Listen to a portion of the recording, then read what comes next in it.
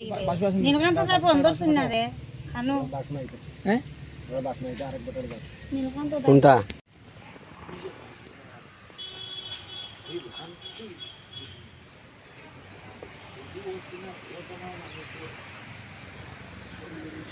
দুনিয়া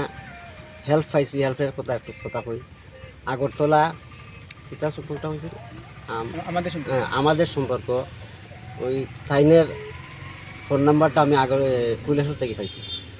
পাইয়া তাই আমি ফোন করছি ফোন করার পরে তাই গেছে বিভিন্ন ধরনের হেল্প করছে অনেক দোকানো ওষুধের দোকানো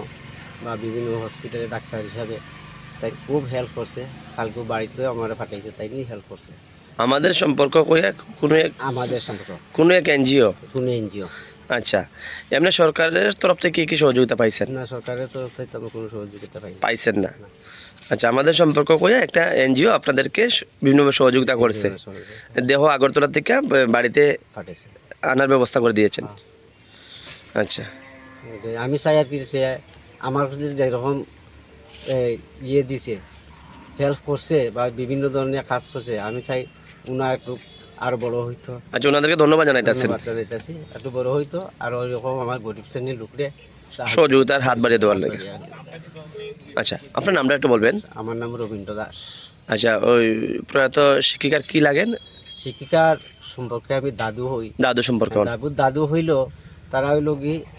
সূত্রধর আর আমি হলাম দাস আচ্ছা তার দিদিমার লগে আমরা সম্পর্ক ধর্মীয় সম্পর্ক আসলো তার কারণে আমি তারা একটু সাহায্য করি দেখাশোনা করতেন ছোটবেলার থেকে ছোটবেলার থেকে আর দেখা হয়েছে না ছোটবেলা তো তারা বড় হয়ে গেছে তার মা মরার পর থাকিয়া আমার তারা আনছে এখানেও আমি আসি আর তার মা মাসি যারা আছে ভাই যারা আছে তারাই আমার কাছে শুনেছে যে তুমি দাদু অবসর আছো তুমি দেখো আচ্ছা ওনার মৃত্যুকে কেন্দ্র করে ওনার বাসভবনে এখন পর্যন্ত কারা কারা এসেছেন ওরা আসছে তার বড় বোন এসছে বড় বোনের জামাই এসেছে আর তার বড় ভাই যেটার তো বড় ভাই আসছে আচ্ছা আর গ্রামের লোকজন আর গ্রামের লোকজন আছে আমার মেম্বার প্রধান